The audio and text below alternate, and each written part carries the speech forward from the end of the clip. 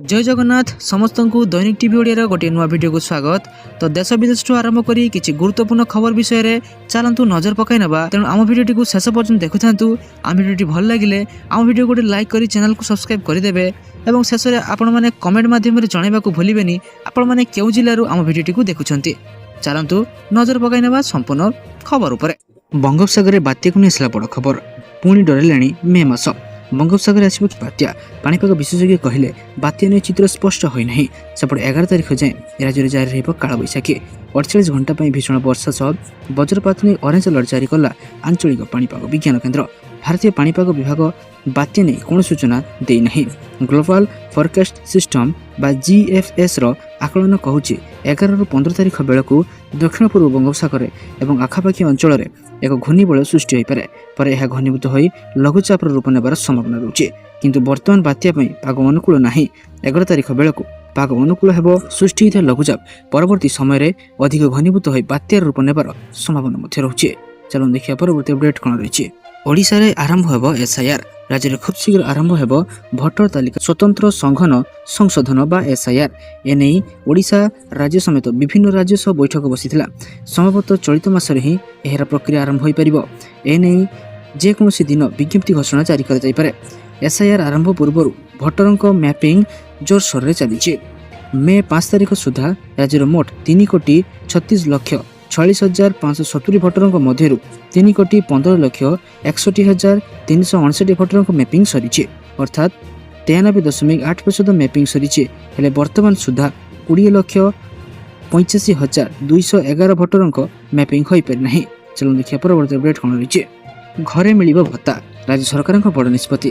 प्रबल ग्रीष्म प्रभाव को दृष्टि रखी राज्य सरकार देइछंती जरूरी निर्देश। एणिके खरार भत्ता और पंचायत ऑफिस को जावाक पड़िबो नाही। वृद्ध और असहाय को घरे दिया भत्ता टंका। राज्य में बर्तमान चलुवा तीव्र ग्रीष्म प्रभाव को दृष्टि रखी मधुबाबू पेंशन योजना MBPY अधीन में भत्ता बंटन प्रक्रिया को नहीं ओडिशा सरकार गुरुत्वपूर्ण निर्देश जारी करिसेंती। सामाजिक सुरक्षा और भिन्नक्षम सशक्तिकरण विभाग प्रमुख सचिव सुरेश कुमार वशिष्ठ द्वारा समस्त जिलापाल को यह निर्देश दि जाइए। चलो देखिए परवर्ती अपडेट कौन रही। PM किसान योजनार 23तम किस्ती को नेसला बड़ खबर। सारा देश में चाषी मान मध्य प्रधानमंत्री किसान सम्मान निधि योजनार 23तम किस्ती अपेक्षा वृद्धि पाउछि। हजार हजार चाषी परवर्ती किस्ती अपेक्षा कर रही। तथापि पूर्व किस्ती जारी होगा पर परवर्ती किस्ती पाइबा चाषी मैंने समय समय मध्य समस्त आवश्यक प्रक्रिया समाप्त करने अत्यंत गुरुत्वपूर्ण अटे। प्रधानमंत्री किसान सम्मान निधि योजनार लाभ पाइबा EKYC बाध्यतामूलक कर दी जाइए। EKYC बिना कौन चाषी योजनार पांठि पाई परिबे नाही। यह सहित आधार नंबर को बैंक अकाउंट सहित लिंक करने बाध्यतामूलक कर दैछे। कारण पेमेंट सीधासलख लाभ हस्तांतर माध्यम कर दैछे। कृषक मानकर सठिक एवं अपडेट पाइथिबा जमी रेकर्ड रहिबा आवश्यक। यह योजना अनुसार जो चाषी जमी जांच असंपूर्ण रही हिताधिकारी तालिकार बाद दि जाए।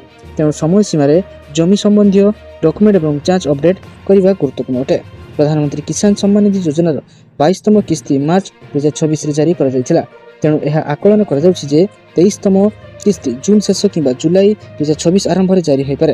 तथापि सरकार एपर्यंत आनुष्ठानिक भाव कौन घोषणा करना। चलो देखिए परवर्ती अपडेट कौन रही। पश्चिम बंग में 9 मे रे बीजेपी मुख्यमंत्री का शपथ। यह पूर्व 8 मे मध्याह्न बीजेपी विधायक दल बैठक हो।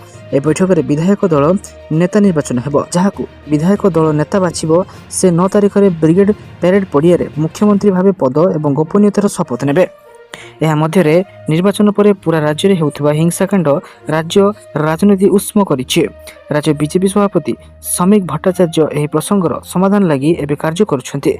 सूत्र अनुसार मंत्रिमंडल शपथ ग्रहण पर यह खास तारीख गुरुदेव रवीन्द्रनाथ ठाकुर जयंती कारण बछा जाइछे।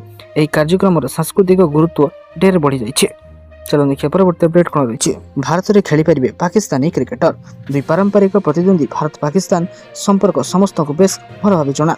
उभय देश मध्य दीर्घ वर्ष हेब द्विपाक्षिक सीरीज खेली ना। उभय देश मध्य केवल ICC टूर्नामेंट और एशिया कप भेटुंट। दुई देशर मैच देखा विश्व सबुबले चाह रही है। तेज पाकिस्तानी क्रिकेटर भारत में खेली पारे एने सरकार पक्ष बड़ घोषणा कर। भारत सरकार एक गुरुत्वपूर्ण निष्पत्ति नहीं पाकिस्तानी खेलाड़ी को भारत में खेलने अनुमति देते। भारत सरकार अनुसार अन्य देश सह जड़ित टूर्नामेंट समय भारत यात्रा करें। सरकार कहते कि भारत में आयोजित अंशग्रहण कर पाकिस्तान टीम। तेज भारतीय टीम किंतु कौन टूर्नामेंट खेलने पाकिस्तान यात्रा करना। चलो देखिए परवर्ती अपडेट कौन रही घरे स्कूल शिक्षक मैंने करेंगे जनगणना ड्यूटी किसी घरे स्कूल कर्तृपक्ष निज शिक्षक मान जनगणना कार्यपाई छाड़ू नहीं सरकार पाखे अभियोग होता यह गंभीरतार सह नहीं स्कूल और गणशिक्षा विभाग अतिरिक्त सचिव दुर्गा प्रसाद महापात्र निर्देशनामा जारी कर स्पष्ट कर जनगणना कार्य होउछि जनगणना अधिनियम 1948 अनुसार एक संवैधानिक दायित्व एथिरे सहयोग करने समस्त शिक्षानुष्ठान बाध्यतामूलक जनगणना 2027 प्रथम पर्याय कार्य बर्तमान जारी रही जहाँ आसंता मे 15 सुधा शेष होगा लक्ष्य रखा जाइए समस्त जिला शिक्षा अधिकारी को निर्देश दि जाइए जे से निज निज जिलार समस्त स्कूल परिचालना कमिटी को ए नियम विषय जणाइबे जनगणना ड्यूटी मनोनीत होता शिक्षक और कर्मचारी मानक तुरंत छाड़ा स्कूल गुड़िक कहुई जहाँफल से निजर सरकारी दायित्व ठीक समय शेष करेंगे। चलो देखिए परवर्ती अपडेट कौन रही श्री जगन्नाथ महाप्रभु नाम को फेरिला 77.2 एकर संपत्ति पिपिली तहसीलदार अंचल में 77.2 एकर जगन्नाथ संपत्ति एवं श्री जगन्नाथ महाप्रभु नाम को फेरी आसी पूर्वर यह संपत्ति भिन्न व्यक्ति मार्फतदार रही एवं पिपिली तहसील पक्षर रेकर्ड संशोधन कर श्री जगन्नाथ महाप्रभु विजय पुरी मार्फत प्रशासन मंदिर परिचालना कमिटी नाम रेकर्ड कर पिपिली तहसील अंतर्गत 18 भाग अर्जुन सिंहपुर अलारपुर आबलपुर आलिश अरकल कंठी कोठाबाड़ी इत्यादि स्थान में मोट 134 प्लॉटर 77.2 एकर संपत्ति को श्री जगन्नाथ महाप्रभु विजय पुरी मार्फत प्रशासन श्रीमंदिर परिचालना कमिटी नाम रेकर्ड संशोधन कर संपर्क में पिपिली तहसीलदार मृत्युंजय त्रिपाठी सूचना देते। चलो देखिए परवर्ती अपडेट कौन रही भुवनेश्वर में मद दुकान बंटन लटरी घोषणा भुवनेश्वर में मद दुकान बंटन लटरी घोषणा 50 रु अधिक मद दुकानी आवेदन आह्वान खोर्धा जिला प्रशासन तरफ भुवनेश्वर एक्साइज जिले में IMFL ऑफ सॉफ एवं देशी मद दुकान बंटन लटरी प्रणाली आवेदन आह्वान कर 2026-27 आर्थिक वर्ष निर्धारित होता बेले आग्रही आवेदक मैंने ऑनलाइन माध्यम आवेदन करेंगे। जिला प्रशासन पक्षर जारी विज्ञप्ति अनुसार लटरी प्रक्रिया 26 मई 2026 सकाल 7 खोर्धार DRDA कॉन्फ्रेंस हॉल में आयोजित हो आवेदन दाखल कर शेष तारीख 18 मई संध्या 5टा पर्यंत निर्धारित रही लटरी माध्यम भुवनेश्वर सहर विभिन्न अंचल में 50टी मद दुकान बंटन कर। चलो देखिए परवर्ती अपडेट कौन रही मैट्रिक परीक्षा रिजल्ट खराब थिबा जिले में समीक्षा करेंगे गणशिक्षा विभाग माध्यमिक शिक्षा परिषद द्वारा परिचालित 10वीं श्रेणी बोर्ड परीक्षा चलित वर्ष खराब रिजल्ट थिबा जिले में गणशिक्षा विभाग समीक्षा करिवो बोली विभागीय मंत्री सूचना देइछन्ति। संपृक्त जिलार प्रधान शिक्षकों को नहीं शिक्षक सम्मेलन आयोजन कर सबु जिले में किपरि भल रिजल्ट हेबो से नहीं चेष्टा करा खराब रिजल्ट केउठी भूल होइछि तार समीक्षा हेबो बोली गणशिक्षा मंत्री नित्यानंद गंड सूचना प्रदान करिसेंति।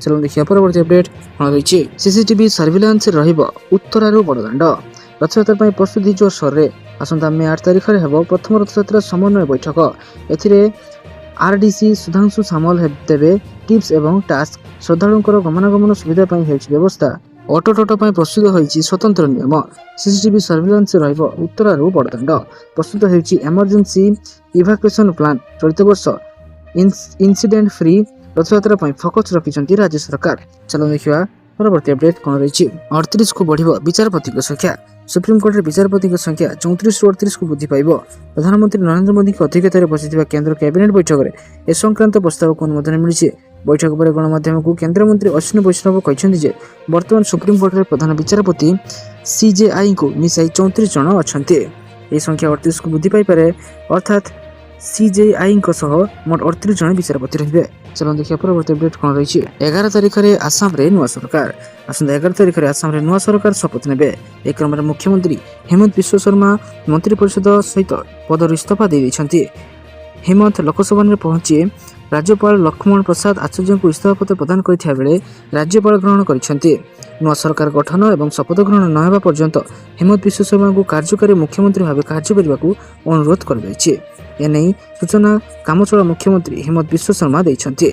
चलो देखिए परवर्ती अपडेट कौन रही पश्चिम बंग में गठन हेबो नुआ विधानसभा पश्चिमबंग विधानसभा निर्वाचन सरिया पर निर्वाचन कमिशन मंगलवार नुआ विधानसभा गठन पर सरकारी विज्ञप्ति जारी करछन्ति। एक विज्ञप्ति पश्चिमबंग राज्यपाल निकट को पठाଯାଇଛି।